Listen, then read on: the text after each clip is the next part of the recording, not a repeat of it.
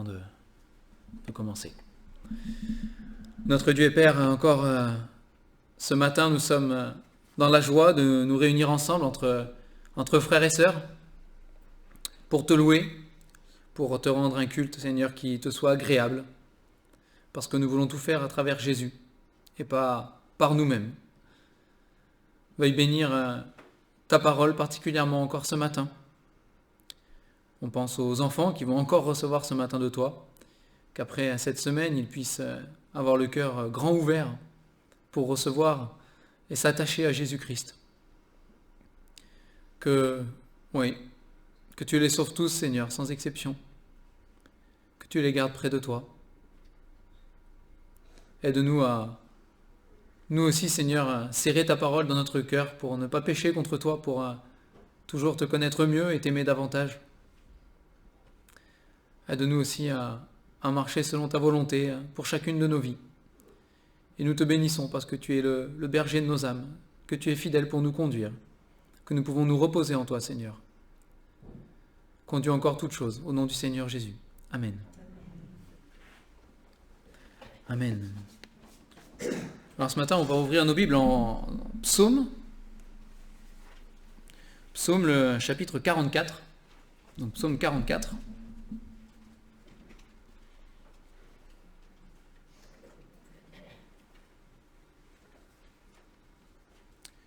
Psaume 44, on va le voir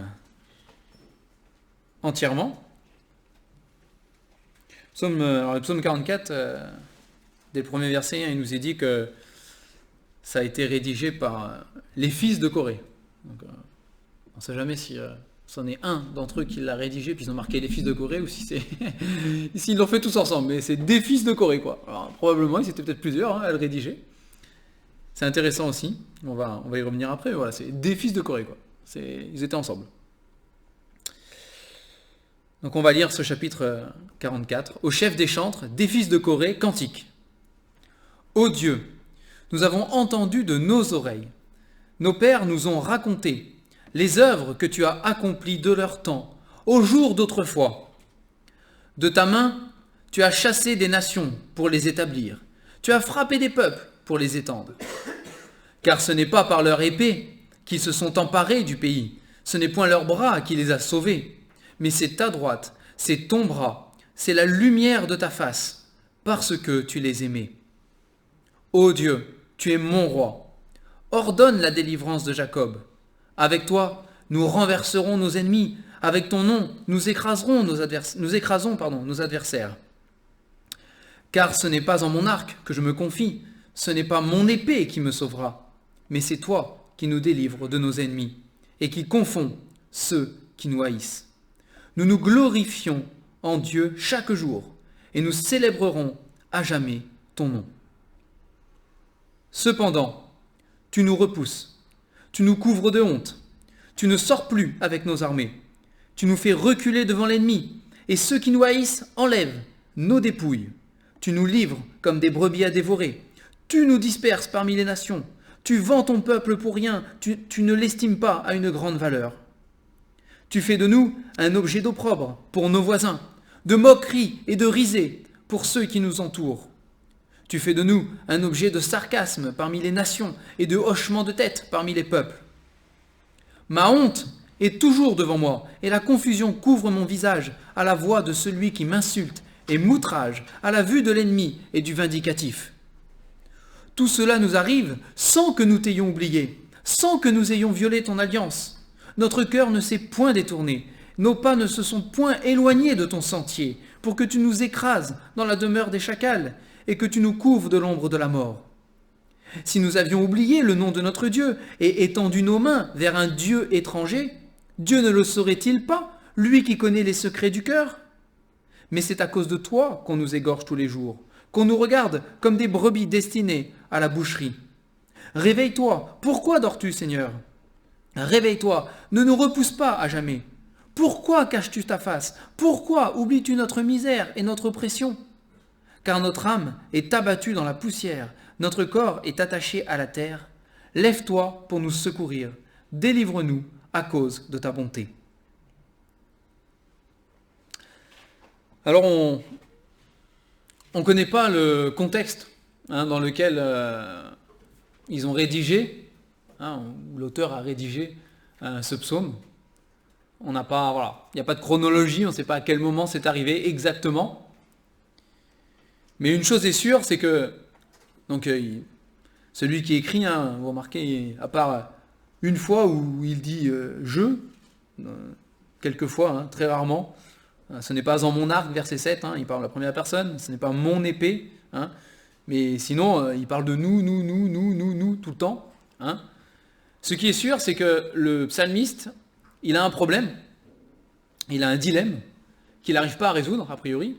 En tout cas, bon, il ne semble pas vraiment pouvoir le résoudre ici. C'est que, d'un côté, il a entendu, il dit on a entendu, il commence comme ça, il dit on a entendu ce que toi, Seigneur, tu as fait pour nos pères, pour nos ancêtres. Il dit on a entendu ces choses-là. C'est ce que tu as fait pour d'autres, on en a entendu parler. On l'a entendu et même, il dit les œuvres que tu as accomplies de leur temps au jour d'autrefois, et puis de ta main tu as chassé des nations, etc. Donc il dit ce que tu as fait, on nous l'a raconté. Il y a des gens qui ont témoigné de ça, qui nous ont dit Dieu a fait ceci, Dieu a fait cela, et c'est pas des petites choses. Il dit on sait que voilà, quand ils ont dû prendre possession de ce pays dans lequel nous habitons aujourd'hui, donc pour le contexte d'Israël, quand on a dû rentrer dans ce pays, on sait ce que tu as fait. On sait que le Jourdain s'est ouvert et qu'ils sont rentrés dans la terre promise en traversant le Jourdain à sec. On sait que Jéricho, les murs sont tombés. On sait que tu as combattu pour nous toutes ces armées. Tous les géants qui habitaient là, on ressemblait à des sauterelles à côté. Il y avait des géants, il y avait des villes fortifiées immenses. Il dit, on sait que toi, tu as fait des choses extraordinaires et merveilleuses pour que nous, on puisse s'établir là, pour que nos ancêtres, nos pères, puissent le faire. Il dit ça, on l'a entendu, que tu es le Dieu des miracles, le Dieu des exploits.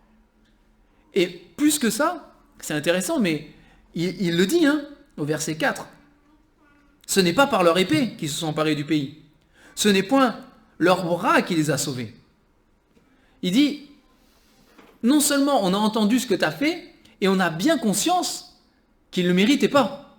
On a bien conscience qu'ils n'étaient pas les meilleurs, les plus forts, qu'ils étaient valeureux, qu'ils étaient, par rapport à nous, oh là là, bien au-dessus de nous. On est les mêmes.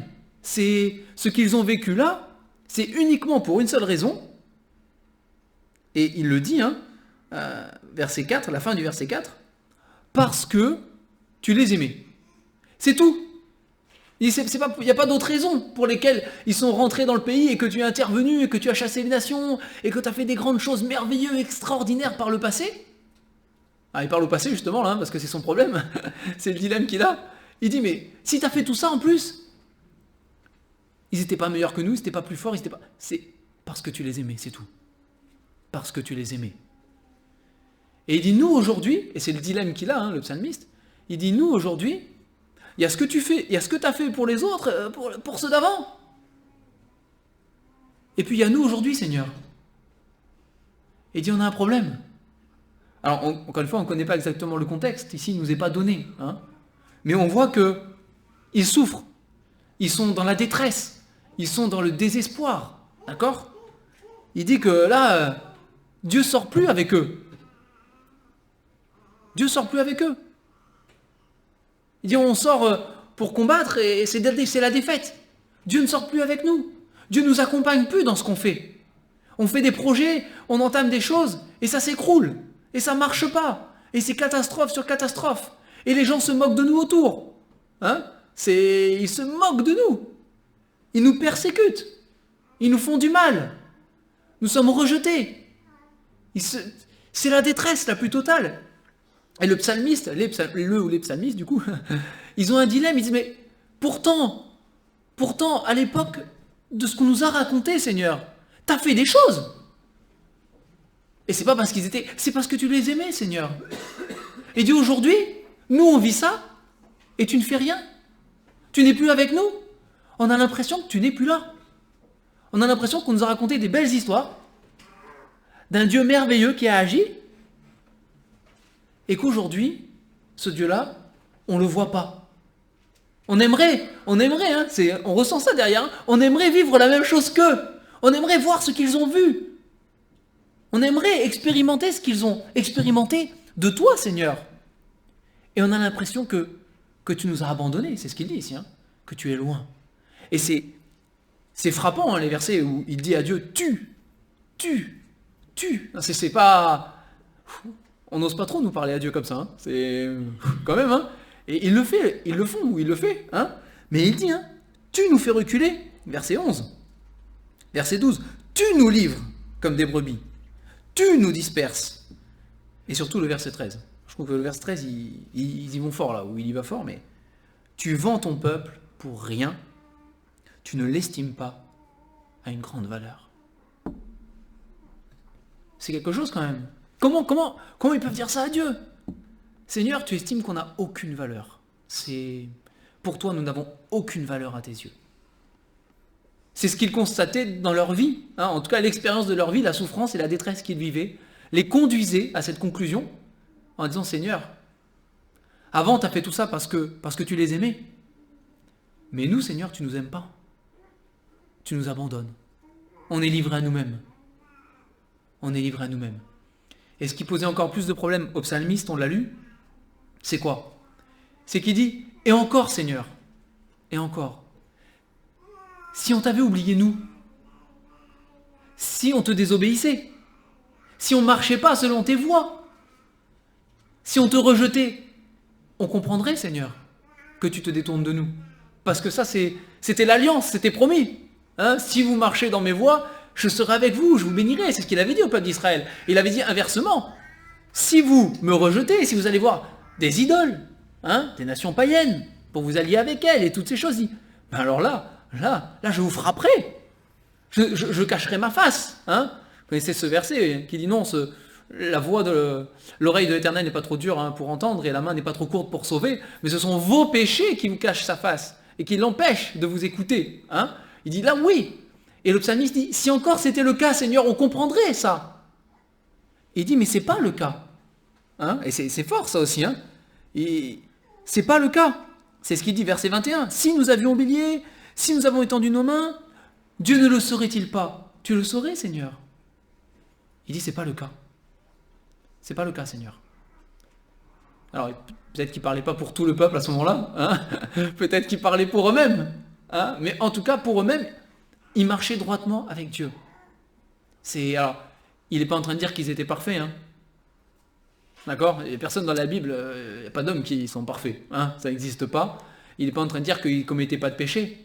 Hein. C'est comme, comme le jeune homme riche là, qui dit j'ai fait tout ceci, j'ai obéi à tout cela. Hein. C'est pas qu'il était parfait, mais c'est que il avait suivi la loi. Et quand il péchait, il y avait la repentance, il y avait le sacrifice qui allait avec à l'époque, etc. Hein.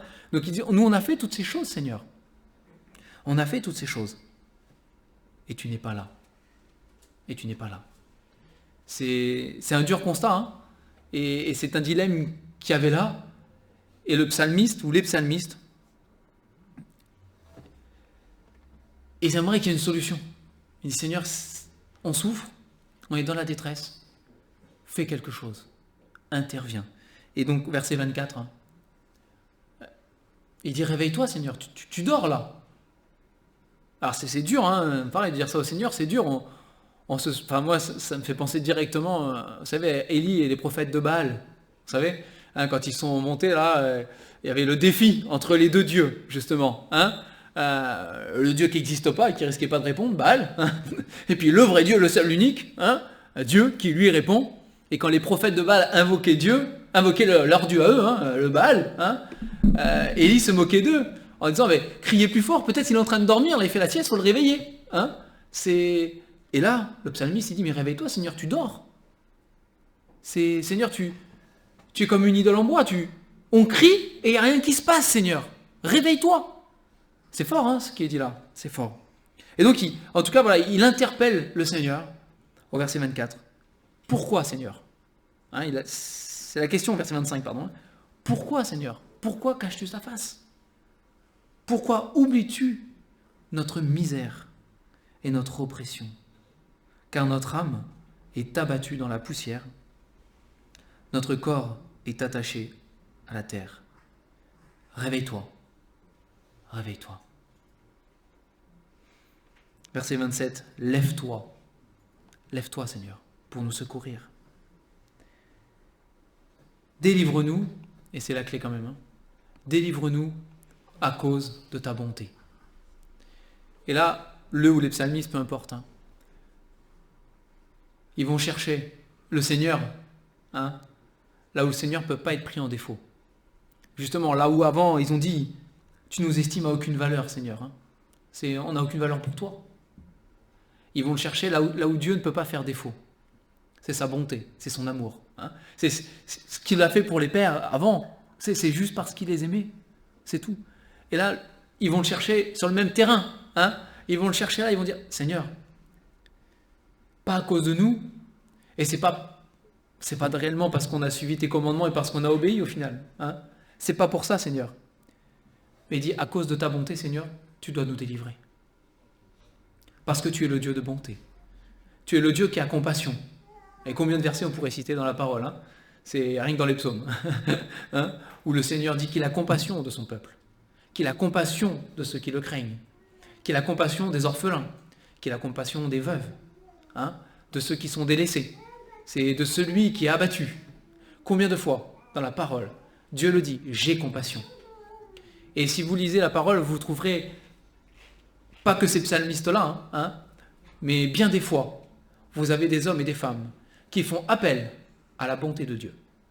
Qui disent, Seigneur, par ta bonté, parce que tu es bon, parce que tu as promis que tu le serais, malgré tout, malgré ce que je vis, malgré les circonstances, malgré la détresse, malgré l'angoisse, malgré la douleur, malgré la souffrance et le chaos, il dit, Seigneur, toi tu as promis que tu serais le Dieu de bonté.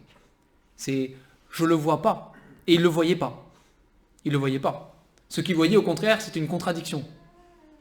Mais la conclusion quand même, la conclusion de cette prière, parce que c'est une prière en même temps, c'est un cantique, c'est une prière, la conclusion, c'est Seigneur, ta bonté doit intervenir, Seigneur. On doit pouvoir, malgré tout, voir ta bonté. Le psalmiste, il n'a aucune idée de la manière dont Dieu peut faire les choses. Il n'en a aucune idée. Comment Dieu va intervenir? Comment Dieu va faire? Que va-t-il faire? Aucune idée. Est-ce que c'est par l'arc et par l'épée? Aucune idée. En tout cas, c'est pas par leur propre force, c'est par leur arc et leur épée. Il n'y a pas de solution humaine à ce qu'il vit a priori, mais c'est pas l'intervention de Dieu d'une manière ou d'une autre. Dieu va intervenir. Et il dit même, Seigneur, tu dois intervenir. Et c'est un exemple de prière pour nous. C'est la manière dont nous devons aussi prier. Nous devons aller chercher, et plein de fois dans la Bible, je vous le dis, plein de fois les serviteurs, les hommes et les femmes de Dieu, ils vont chercher Dieu, et ils vont le prendre, au pied de la lettre, comme on dit, ils vont le prendre au mot. Seigneur, tu as dit ceci. Tu dois le faire, Seigneur. C'est toi qui l'as promis. Alors c'est pas de la menace envers Dieu, mais c'est un cœur qui souffre, qui s'accroche aux promesses de Dieu. C'est ce qu'on voit dans ce psaume. Ils s'accrochent à ce qu'ils ont vu et entendu de Dieu, ils s'accrochent aux promesses de Dieu pour dire, Seigneur, tu dois intervenir. Tu dois le faire, Seigneur. Parce que tu as promis que tu serais le Dieu de la bonté, le Dieu d'amour, le Dieu qui prendrait soin de nous, le Dieu qui interviendrait dans nos vies. Tu as promis, Seigneur, que nous goûterions ta bonté. Et c'est un exemple pour nous, comme je dis, c'est un exemple vraiment dans nos prières et dans la manière dont on prie. On doit aussi se saisir des promesses de Dieu. On doit aussi aller chercher Dieu sur son propre terrain, sur le terrain de la parole, sur le terrain de ce que Dieu nous a révélé de lui-même. On doit y aller. On doit grandir dans nos prières et dans nos demandes et dans nos supplications et dans nos intercessions. On doit grandir dans ces choses-là. Et on doit aller chercher Dieu sur ce qu'il est, sur sa personne. En disant, Seigneur, par ta bonté, Seigneur, prouve-nous ta bonté. Montre-nous, on veut le voir, Seigneur. On veut le voir de nos yeux. Alors oui, il y a la situation en Ukraine et il y en a bien d'autres, il y a la propre situation dans nos vies. On pense forcément, c'est partout autour de nous. Et c'est pas depuis aujourd'hui, même si ça a empiré. Mais même dans nos propres vies, on a des souffrances, on a des détresses, on a des angoisses. On a des moments où on a l'impression qu'on ne voit pas Dieu. On se dit, Seigneur, dans ce domaine-là, tu n'es pas là. Je ne comprends pas, Seigneur. Pourquoi? Pourquoi? Et ça, et catastrophe sur catastrophe, et mauvaise nouvelle sur mauvaise nouvelle, et on enchaîne les choses des fois. Hein. Et on se dit, mais finalement, où est le Seigneur? On entend que pour les autres, là, il fait ceci, que pour les autres, il fait cela, que pour un tel, il a intervenu, wow, c'est un miracle qu'il a vécu. Et moi, Seigneur, tu m'as oublié? Moi, dans ce que je vis, tu es où? Que fais-tu? Hein? Que fais-tu? C'est un peu ce que vivaient les psalmistes, là. Hein. Que fais-tu pour moi, Seigneur? Que fais-tu pour nous? Que fais-tu pour nous? Eh bien, il faut aller chercher Dieu. Dire, Seigneur, je ne sais pas, je ne comprends pas. Pourquoi, Seigneur? Pourquoi tu m'as oublié, là? Pourquoi tu n'es pas avec moi? C'est légitime de poser la question au Seigneur. Hein. Vous avez Job, dans sa souffrance, et pourquoi il en lance des pourquoi. Hein. Et ça y est même pas reproché à la fin. Moi, j'aurais envie de lui dire, écoute là, Job, quand même, tu vas un peu loin. Hein. Même pas Dieu, pas plus que ça, si vous regardez bien. Hein. Job, il admet qu'il a parlé de choses qui le dépassent parfois. Hein. Mais à part ça, il a le droit de s'exprimer. Il a le droit, et nous avons le droit de dire, Seigneur, pourquoi? Pourquoi je ne te vois pas là, dans cette situation, Seigneur? Pourquoi j'ai l'impression d'être tout seul? Pourquoi j'ai pas l'impression que tu es avec moi? On a le droit. Et on doit aller plus loin. On doit faire comme le psalmiste ici, on doit aller plus loin après. On doit aller chercher Dieu, dire, Seigneur, par ta bonté, parce que tu as promis que tu seras avec moi tous les jours jusqu'à la fin du monde. Parce que tu as promis que tu m'aimais d'un amour éternel. Même si aujourd'hui, ce que je vis, je ne vois rien du tout là, Seigneur. Je suis dans les ténèbres, je ne vois rien. Seigneur, tu as promis. C'est ta promesse. Et je le crois de tout mon cœur. Mais montre-moi ta bonté, Seigneur. Délivre-moi. Délivre-moi. Et ce qui est intéressant ici, c'est que c'est justement, c'est pas une prière solitaire. C'est une prière commune. Ils sont ensemble. C'est nous, c'est nous, c'est nous, c'est nous. Partout, il y a nous ici. Et il est attribué aux fils de Corée. Pas un, mais des fils de Corée. Ils sont ensemble. C'est pas une prière tout seul. C'est une prière ensemble. D'un même cœur. D'une même âme. Vous savez, j'aime beaucoup cette expression dans la Bible. Hein, comme un seul homme, il est dit. Ils sont des milliers là, mais c'est comme un seul homme. C'est comme s'ils n'étaient qu'un, en fait. Dieu regarde, il n'en voit qu'un. C'est comme un seul homme. Hein. Et en Jésus-Christ, il est dit, nous sommes un corps. Nous sommes un seul, justement. Hein.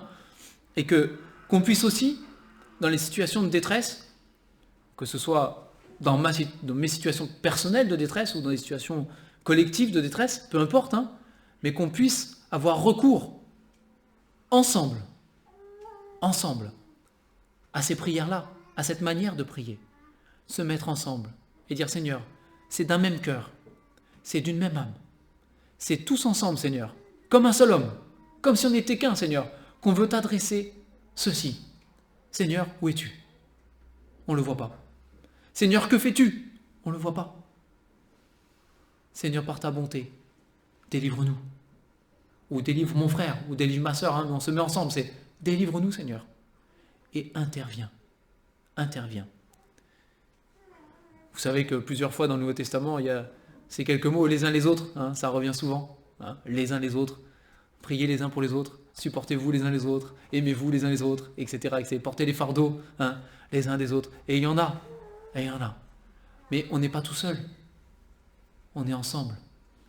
Hein, si un membre souffre, il est dit, c'est tous les membres qui souffrent. Si un membre se réjouit, c'est tous les membres qui se réjouissent aussi, hein, c'est dans les deux sens bien évidemment. Mais voilà, quand un membre souffre, quand il est dans la douleur, c'est tous les membres ensemble. Bon, si on n'est pas au courant, c'est difficile. Hein. Il faut s'informer les uns les autres. On n'a pas besoin toujours de raconter toute notre vie dans tous les détails, mais dire qu'on est dans la détresse, on se le doit les uns aux autres. On se le doit. On se le doit. C'est je suis dans la détresse. Je ne veux pas en dire plus, mais je suis dans la détresse. Mais on se doit de se le dire. On se doit de se réunir. On se doit de prier. C'est important. Hein, c'est important. Et ici, voilà, dans ce psaume, on le voit encore. Hein. On le voit encore. C'est nous. C'est nous. C'est nous. C'est nous. Et c'est un exemple pour nous. Hein. C'est un exemple à suivre. Et que le Seigneur nous encourage à suivre cet exemple, à aller dans ce sens-là, de pouvoir partager les fardeaux les uns des autres, de nous réunir, de prier ensemble, et d'aller vraiment chercher Dieu là où il est. Hein. Vous savez, je pense, voilà, on doit grandir dans notre manière de prier. Hein. Le Seigneur, les disciples, hein, ils ont dit, Seigneur, enseigne-nous à prier, Seigneur. Hein. Enseigne-nous. On en est encore là aujourd'hui. Hein, on prie. Parfois, de manière bancale, n'est-ce pas? Mais l'Esprit nous aide pour cela, il est dit, hein, même quand on ne sait pas quoi dire. Mais on en est encore là. Seigneur, enseigne-nous à prier. Aide-nous à progresser dans notre manière de t'invoquer, dans notre manière de t'interpeller même, hein, de nous adresser à toi, Seigneur, dans notre manière de communiquer avec toi. C'est... Combien de fois dans la parole, il est question d'invoquer le nom de Dieu, hein? Quiconque invoquera le nom du Seigneur sera sauvé. Je ne sais pas ce que vous entendez derrière invoquer, c'est pas une formule magique, hein. C'est pas juste de dire Seigneur tous les 3 mots dans la prière, hein. C'est invoquer Dieu, c'est un mot qui est fort, c'est un mot qui est lourd, hein. C'est pas, on n'est pas dans du comme font les païens avec leurs idoles, là. On est dans un mot extrêmement lourd de sens. Invoquer Dieu, c'est fort ce mot. Il y a de la puissance dans ce mot. C'est vraiment aller chercher Dieu, l'invoquer. C'est crier, l'invoquer, hein. C'est crier à lui. Et plusieurs fois d'ailleurs c'est marqué, ils ont crié à Dieu, hein. Notamment le peuple d'Israël, hein, dans son histoire et dans son parcours, hein, il est dit que plusieurs fois, plein de fois, ils ont crié à l'Éternel. Crié. C'est littéral, c'est vraiment, ils ont crié quoi. C'est pas juste un cri du cœur qui n'est pas sorti là. Ils ont vraiment crié à Dieu, hein. Ils ont invoqué Dieu. Ils sont allés le chercher pour le faire venir dans leur situation. Ils vivaient des choses et ils sont allés par la prière, par l'invocation de Dieu, ils sont allés prendre Dieu là où il est, ils sont allés le mettre dans leurs problèmes, ils sont allés le mettre dans leur détresse, dans leur situation, dans leur angoisse. Mais ils sont allés le chercher pour ça, hein. Alors c'est pas que Dieu n'était pas là, hein. Mais c'est humainement qu'ils en avaient besoin, hein. Et c'est humainement qu'on en a besoin aussi. On doit aller chercher Dieu pour le mettre dans nos problèmes. Et ça passe par la prière. Ça passe par crier à Dieu. Ça passe par invoquer Dieu. Je ne vais pas aller plus loin ce matin, mais je trouve que c'est touchant. C'est touchant la simplicité, finalement, quand on lit ce psaume, il y a une simplicité. La simplicité avec laquelle ces psalmistes, on va dire, voilà, hein, ouvrent leur cœur devant Dieu et ils cachent rien, quoi. Ils cachent pas leur incompréhension de la chose, de ce qui se passe. Ils cachent pas. Et même quelque part, ce qu'on pourrait qualifier de reproche même à Dieu, hein, quelque part. Hein. Tu fais pas ceci, tu fais pas cela, tu n'es pas ici. Hein. Ils le cachent pas. Et c'est touchant cette simplicité avec laquelle librement, en fait, hein, ils peuvent s'adresser à Dieu, simplement comme ils sont, avec ce qu'ils ressentent, avec ce qu'ils vivent, avec ce qu'ils comprennent et ce qu'ils ne comprennent pas, avec, voilà, peut-être maladresse, hein, je ne sais pas, mais avec simplicité. Je trouve que c'est touchant. C'est touchant. Et ils le font parce que, malgré tout, hein, ils ont confiance quand même en une chose, c'est la bonté de Dieu. C'est vraiment, ils ont confiance en la bonté de Dieu. Même s'ils ne comprennent pas la bonté de Dieu, ils savent que voilà, par ta bonté, Seigneur, de toute manière, tu dois intervenir, Seigneur. Hein, délivre-nous. Que le Seigneur nous conduise à voilà, suivre le même exemple. Hein, vraiment. C'est qu'il nous conduise sur ce chemin-là, dans nos prières. Notre manière aussi d'appréhender le Seigneur, hein, et d'aller le chercher. On le voit dans la Bible, un Dieu ne joue pas à cache-cache. Dieu, c'est pas un Dieu qui aime se cacher là et nous laisser dans nos soucis, dans nos angoisses, dans nos détresses, dans nos souffrances. C'est pas ce Dieu-là que nous révèle la parole de Dieu. Hein. C'est un Dieu qui aime intervenir. C'est un Dieu qui aime être là. Il aime. Il aime ça. Hein. Il aime ça. Et à nous d'aller le chercher. Ça, on le voit dans la Bible. Hein. À nous d'aller le chercher. À nous de l'invoquer. On va prier pour terminer. Seigneur,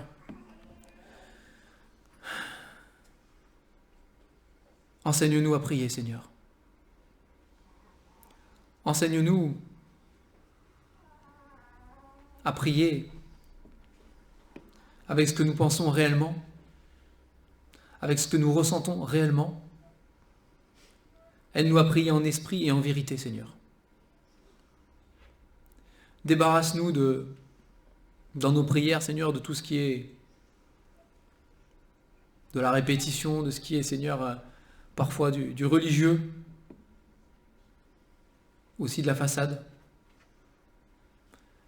Débarrasse-nous de toutes ces choses, Seigneur, pour que, quand nous prions devant toi, nous soyons à découvert, nous soyons réels, avec nos problèmes, avec nos questions, avec nos incompréhensions, mais aussi, Seigneur, avec notre confiance en ta bonté. Seigneur, tu connais nos vies à chacun. Tu sais les domaines, Seigneur, où sans cesse on se demande pourquoi, Seigneur. Pourquoi? Pourquoi tu permets ça? Pourquoi tu n'es pas là? Pourquoi je ne te vois pas? Tu le sais, Seigneur. Et dans ces domaines de nos vies, Seigneur, nous te supplions, nous t'invoquons, Seigneur, pour que tu interviennes, pour que tu uses de grâce, et pour que nous puissions voir et goûter de ta bonté. Parce que oui, tu es bon, Seigneur. Au-delà de toute chose, au-delà des circonstances et de l'apparence, tu es bon. Et nous n'en doutons pas. Parce que, Seigneur, au-delà même de se reposer sur ce que ceux qui nous ont précédés ont vécu, et à ce que nous avons déjà vécu avec toi. Nous avons connu le Seigneur Jésus. Nous avons goûté que le Seigneur est bon. Parce qu'il a sauvé nos âmes. Parce qu'il a pardonné nos péchés. Parce qu'il nous a délivrés de la mort éternelle. Alors Seigneur, nous n'avons aucun doute sur ta bonté. Tu as prouvé ton amour envers nous en mourant à notre place. Alors Seigneur, viens manifester dans la vie de chacun d'entre nous ta grande bonté et délivre-nous. Au nom du Seigneur Jésus. Amen.